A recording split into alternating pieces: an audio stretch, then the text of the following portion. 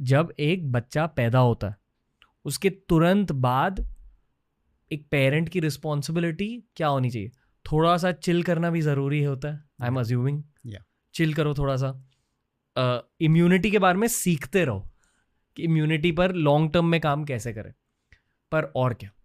देखो, newborn baby जब born होता है ना, तो सबसे पहली चीज़ जो इंपॉर्टेंट होती है, नंबर 1 जो हमने डिस्कस किया था about skin to skin contact. जी, skin to skin contact is very important. इसके बाद जो सेकेंड इंपॉर्टेंट चीज़ है वो है फीडिंग। बच्चे को पैदा होते ही माँ का दूध जो ब्रेस्ट फीडिंग रहती है वो स्टार्ट करनी चाहिए। इनिशियली जो 2 to 3 डेज तक मिल्क आता है उसको कोलेस्ट्रम कहते हैं, and that is the liquid gold. वो लिक्विड गोल्ड इसलिए बोला जाता है क्योंकि वो जो दूध होता है उसमें एंटीबॉडीज़ होती हैं जो बच्चे की इम्यूनिटी इंप्रूव करती है। कुछ ऐसे पेरेंट्स हैं जो ब्रेस्ट फीडिंग में नहीं बिलीव करते। नो, आज के ज़माने में सारे पेरेंट्स सब breast feeding and awareness is increasing. Parents खुद चाहते हैं कि वो अपने बच्चों को ज़्यादा से ज़्यादा ब्रेस्ट फीड करें, बट कुछ मिथ्स हैं जो यूजली ब्रेस्ट फीडिंग को लेके पेरेंट्स में आज भी बहुत कॉमन है कि पेरेंट्स को लगता है कि माँ को अगर बुखार है तो बच्चे को दूध नहीं पिलाना है, तो वो बिल्कुल गलत है। बल्कि अगर माँ को फीवर है तो फीवर अगर किसी बैक्टीरियल या वायरल इन्फेक्शन की वजह से हो रहा है तो माँ उस इन्फेक्शन के अगेंस्ट एंटीबॉडीज़ बनाएगी, एंड वो एंटीबॉडीज़ बच्चे को थ्रू मिल्क मिलेगी, तो वो बच्चा उस इन्फेक्शन से फाइट बल्कि बेटर करेगा। तो ये मिथ है, ये गलत है कि मदर फीवर के दौरान बच्चे को फीड नहीं करती हैं, या मदर को लगता है कि मैं ये मेडिसिन खा रही हूँ तो फीड नहीं करूँगी, बल्कि only there are very few medicines जो ब्रेस्ट फीडिंग्स में हम मना करते हैं। Otherwise majority of the medicine which are safe during lactation, वो उसके खाते हुए भी आप ब्रेस्ट फीडिंग कर सकते हैं। ओके। अगर मम्मी फूक रही है या दारू पी रही है तो फिर ब्रेस्ट फीडिंग कर सकते हैं? बिल्कुल भी नहीं। It is advisable that initially at least in the first 3 to 6 months mother को कोई भी फॉर्म ऑफ सब्सटेंस अब्यूज़ या कोई भी फॉर्म ऑफ अल्कोहल या दारू नहीं लेना चाहिए, क्योंकि वो some amount definitely through breast milk बच्चे को भी मिलेगा। इन केस जैसे कोई अनअवॉइडेबल सिनेरियोज हैं जिसमें अगर लेना है, still I would say in first 3 months बिल्कुल नहीं। उसके बाद भी लेना है तो मिनिमम 2 to 3 hours का गैप बिफोर फीडिंग आपका होना चाहिए। Some amount of alcohol goes into the milk, but हाँ इतना नहीं कि बच्चे को ड्रंक स्टेट में जाएगा, but definitely it has many side effects to the child. Sure. And also बच्चे की सेफ्टी का भी कंसर्न रहता है। अगर मदर ड्रंक स्टेट में है तो मे बी वो बच्चे को ड्रॉप कर सकती है, या कोई भी अनचाहे वो गिरा सकती है, या कहीं चोट लग सकती है। तो it is not advisable for mothers initially when the child is खाली जब वो दूध पी रहा है माँ का पहले 6 महीने, उस दौरान तो बिल्कुल भी एडवाइजेबल नहीं है कि माँ कोई भी फॉर्म ऑफ सब्सटेंस अब्यूज़ करे या फिर अल्कोहल ले। कुछ डाइटरी रिस्ट्रिक्शंस होते हैं? डाइटरी रिस्ट्रिक्शंस बेसिकली ये रहती है कि मदर को जितनी उनकी कैलोरी रिक्वायरमेंट है उससे 500 to 700 कैलोरीज एक्स्ट्रा लेना है। सेकेंड, हेल्दी डाइट लें, क्योंकि वो अगर उनकी डाइट हेल्दी नहीं रहेगी, like if it is filled with junk food और if it's filled with high sugar high salt food, तो that is not good for the baby, because अगर उनका न्यूट्रिशन अच्छा नहीं रहेगा तो डेफिनेटली मिल्क की क्वालिटी सफ़र करती है। मतलब वो हेल्दी खाना खाओ, हेल्दी खाना खाओ, बट सब कुछ खाओ। ये मिथ है कि मैं ये नहीं खा सकती फीडिंग के टाइम पे, या वो नहीं खा सकती है।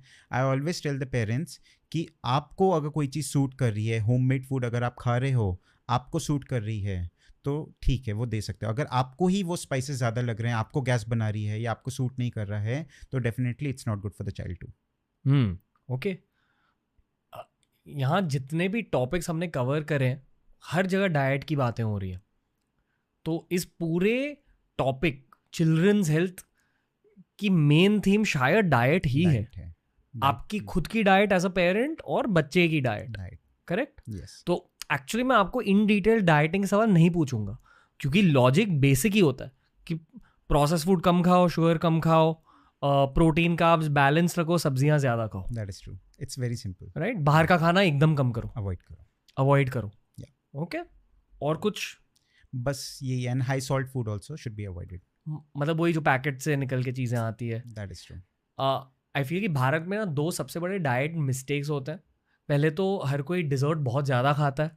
सुमन अग्रवाल मैम आई थी जो बॉलीवुड की बहुत बड़ी डाइटिशियन है, उन्होंने कहा कि हफ्ते में एक बार अगर डिज़र्ट खा लेना खा लो, वरना अगर हफ्ते में आपको शुगर क्रेविंग हो रही है थोड़ी सी फ्रूट खा लो, थोड़ी डेट्स खा लो वगैरह वगैरह। That was the consensus. तो एक बड़ी डाइटरी मिस्टेक ये है, और दूसरी डाइटरी मिस्टेक यही है प्रोसेस फूड की। या कि प्रोसेस खाने में पाम ऑयल, मैदा और चीनी और प्रिजर्वेटिव्स होते हैं। That is true. एक फैट सेल थ्योरी भी रहती है इसमें। बोलो। लाइक टू से फैट सेल थ्योरी क्या रहती है, इनिशियली पेरेंट्स को लगता है कि नहीं, मैं बच्चा पतला है, कमज़ोर है, उसको खूब सारे फैट्स खिलाएं, ठीक है, उसको जो मांग रहा है, कुछ खा नहीं रहा, चलो बिस्किट खा लो, आप चिप्स खा लो, एटलीस्ट कुछ तो जाएगा, आप अनहेल्दी फैट्स दो उसको। तो इनिशियली क्या रहता है ये फैट सेल थ्योरी में, कि अगर कोई एडल्ट इंसान है तो उसमें जो नंबर ऑफ फैट सेल्स होते हैं वो ज़्यादा होते हैं, राइट, एंड वो फैट सेल्स का साइज़ भी ज़्यादा होता है। वही अगर कंपेयर करो आप लीन इंसान से, नॉर्मल हेल्दी इंडिविजुअल से, उनमें नंबर ऑफ फैट सेल्स कम होते हैं। अगर आप इनको ट्रेस बैक करो इनके चाइल्डहुड में, तो ये फैट सेल्स बनते कब हैं, ये बचपन में बनते हैं। तो अगर आप बचपन में इनिशियली चाइल्डहुड में अनहेल्दी फूड खाओगे, जंक फूड खाओगे, अनहेल्दी फैट्स खाओगे, बहुत सारे शुगरी आइटम्स खाओगे, तो आपका ultimately number of fat cells बढ़ते जाएंगे, मतलब जिंदगी भर आपका मोटापा बना रहेगा। एंड वो फैट सेल्स आपके एक एज तक फिक्स हो जाते हैं। सपोज बाय आपका 12 to 18 ईयर्स तक वो number of fat cells fix हो जाएंगे। अगर आपने उस टाइम पे हेल्दी खाना खाया है, उस टाइम पे फैट्स कम खाए, मतलब जितने रिक्वायरमेंट है उतने ही खाया है, आपने अनहेल्दी फूड नहीं खाया है, तो आपके नंबर ऑफ फैट सेल्स कम बनेंगे कंपेयर टू दोज जिन्होंने अनहेल्दी खाया है। एक बार आपके फैट सेल्स बन गए बचपन में, तो वो आपके फिक्स हो गए। यही बच्चे जब बड़े होंगे, अगर वो ओवर फीडिंग करेंगे, ओवर ईटिंग करेंगे, तो उनके फैट सेल्स का साइज बढ़ेगा। तो जिनके फैट सेल्स कम थे, जिन्होंने बचपन में हेल्दी खाना खाया है, उनका ओबेसिटी या ओवरवेट होने के चांसेस कम है, एंड कंपेयर टू ओबीस लोग जिन्होंने बचपन में ओवर फीडिंग की है या बहुत अनहेल्दी खाया है, वो ओवर फीडिंग करेंगे, उनके फैट सेल्स ऑलरेडी ज़्यादा हैं, वो भी इनलार्ज हो जाएंगे, तो ओबेसिटी में कन्वर्ट हो जाता है। जैसे हमारे आसपास कुछ कुछ दोस्त होते हैं ना, जो ठूस के खाते हैं पर वेट पुट ऑन ही नहीं होता है। That is true. एक्चुअली बचपन में जादू हुआ है उनके साथ। या तो शुरू से ही अगर आपका फाउंडेशन अच्छा रहेगा, शुरू में ही आप उनको हेल्दी डाइट देंगे, तो डेफिनेटली वो आगे जाके ओबेसिटी का रिस्क बहुत कम रहता है। ओके, एड्रेस करेंगे इसे कि एक शिशु का डाइट कैसा होना चाहिए, पर लेट्स गो बैक टू वो मम्मी का डाइट। आपने कहा कि रफली 700 to 1000 कैलोरीज ज़्यादा होनी चाहिए। 500 to 700 कैलोरीज जो उनकी रिक्वायरमेंट है उससे ज़्यादा होनी चाहिए, प्लस उनको हेल्दी खाना चाहिए, एंड थर्डली वाटर इनटेक भी ज़्यादा होना चाहिए। उनका जो वाटर इनटेक होता है मदर्स का, वो कम से कम 2 लीटर प्लस 200 ml पर फीड एक्स्ट्रा लेना चाहिए पानी। अगर ब्रेस्ट फीडिंग करी तो उसके साथ 2 ग्लास पानी पीना चाहिए। Yes, approximately. तो एवरेज अगर वो 10 बार बच्चे को फीड करवा रही हैं जी, बच्चे को, तो आप मान लो माँ को 3 लीटर्स पानी तो एटलीस्ट पीना चाहिए per day. Okay, breast milk की कंसिस्टेंसी भी बदलती है डाइट के वजह से। या ब्रेस्ट मिल्क की कंसिस्टेंसी विद एज भी बढ़ती है। इनिशियली बहुत थिक होता है, कोलेस्ट्रॉल आता है, वो ग्रेजुअली जैसे जैसे बच्चा बढ़ता है उसकी जो nutrient requirements, calorie requirements change होती रहती है। तो उसके अकॉर्डिंगली भगवान ने ऐसा बनाया है ब्रेस्ट फीडिंग को कि with age naturally breast milk की क्वालिटी और क्वांटिटी चेंज होती है, चेंज होती है। या आप इनिशियली जो मिल्क रहता है वो कोलेस्ट्रम रहता है, फिर ट्रांजिशन मिल्क रहता है, एंड फिर बाद में जाके आपका मेच्योर मिल्क आता है। तो वो विद एज नेचुरली वो मिल्क की क्वालिटी, मिल्क की क्वांटिटी चेंज होती है as per the child's need. किस एज तक करते हैं ब्रेस्ट फीडिंग अक्सर? आपको minimum exclusively breast feed 6 months तक करना है। 6 मंथ्स के बाद आप ब्रेस्ट फीडिंग के साथ साथ बच्चों में सॉलिड स्टार्ट करना चाहिए, एंड आप breast feeding up to 2 years तक एडवाइसेबल ही करना। Up to 2 years advisable. या पर इतना क्यों 2 years क्यों? क्योंकि breast milk is the best milk. अगर आप जो बच्चे को दूध दे रहे हैं, बाहर के मिल्क से बेटर है कि बच्चों को ब्रेस्ट मिल्क दे, because it is customised for the baby, वो जी। बच्चे के लिए बेस्ट है। तो जो हम कहते हैं 6 मंथ्स तक सिर्फ और सिर्फ माँ का दूध दो, उसमें जितनी वाइटामिन्स है, जो मिनरल्स हैं, जो वाटर रिक्वायरमेंट है, वो बच्चे के लिए एडिक्वेट है।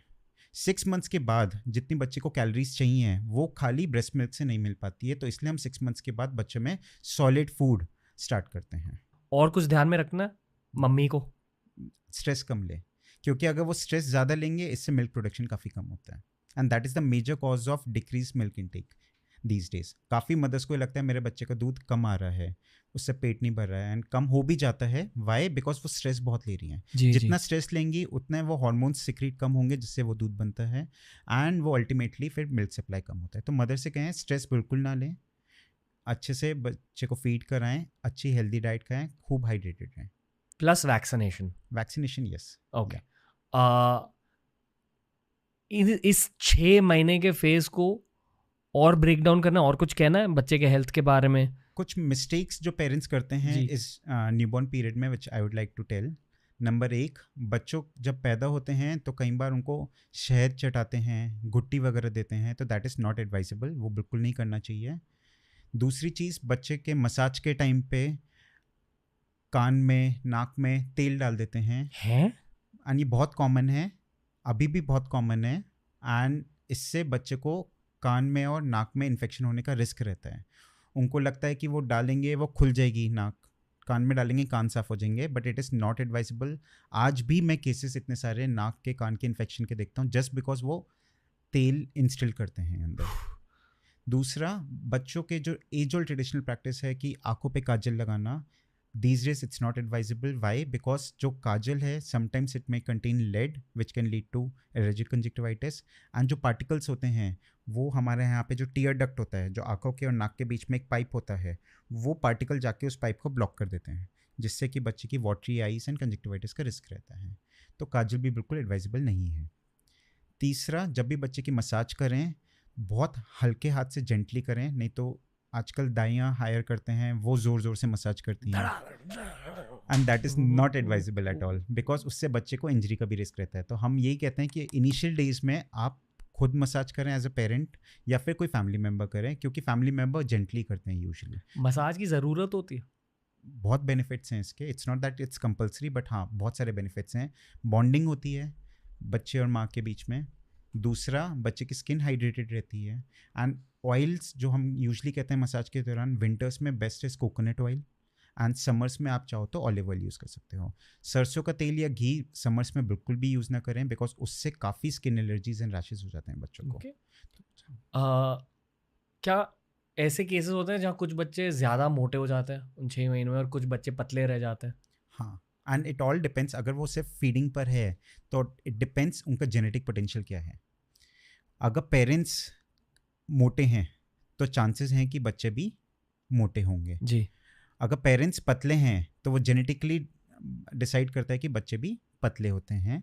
तो कुछ बच्चे ब्रेस्ट मिल्क से के बाद भी बहुत मोटे होते हैं, कुछ बच्चे ब्रेस्ट मिल्क के बाद भी पतले रहते हैं। तो बस ये चीज़ है कि formula fed babies are slightly weight ज़्यादा होता है than breast fed babies, but that doesn't mean कि आपको फॉर्मूला फीड देके बच्चों को मोटा करना है। फॉर्मूला फीड क्या है? फॉर्मूला फीड जो डब्बे का दूध होता है। आजकल क्या रहता है कि जैसे मदर को दूध नहीं आ रहा है तो फिर वो डब्बे का दूध देते हैं, एंड वो सोचते हैं कि कम पड़ रहा है 2 बार डब्बे का दूध दे दो, वेट गेन नहीं हो रहा आप ये दे दो। ये फीलिंग है पेरेंट्स को, इनफैक्ट पूरे वर्ल्ड को, कि बच्चा चबी है तो हेल्दी है, and which is very wrong. In fact I से टू ऑल माई पेशेंट्स कि बच्चा लीन है तो फिट है, क्योंकि चबी है तो इट्स नॉट हेल्दी। अगर बच्चा पतला है तो वो ज़्यादा फिट रहता है, लॉन्ग टर्म के लिए भी अच्छा होता है, आगे जाके ओवरवेट या ओबेसिटी के भी चांसेस कम होते हैं। पर उस एज में मोटे कैसे हो जाते हैं? इट्स जेनेटिक पोटेंशियल, रैंडम कोई भी हो सकता है। तो उसकी टेंडेंसी है अगर बच्चे की मोटे होने की तो वो मोटा होगा, अगर उसकी टेंडेंसी थोड़ा पतला रहने की तो वो होगा। तो हम यूजुअली बच्चे का जो एवरेज वेट गेन होता है उसको मॉनिटर करते हैं। जैसे पहले 3 महीने में बच्चे को जो वेट गेन होना चाहिए वो 600 से 800 ग्राम पर मंथ पड़ता है। 3 से 6 महीने के बीच में जो बच्चों का वेट गेन रहता है वो अराउंड 600 ग्राम पर मंथ रहता है, एंड 6 महीने से 1 साल के बीच में जो बच्चों का वेट गेन होता है वो अप्रॉक्सीमेटली 400 से 500 ग्राम हर महीने बढ़ता है। तो अगर बच्चा इस ट्रेंड को फॉलो कर रहा है तो you don't need to worry कि मेरा बच्चा चबी है या पतला है।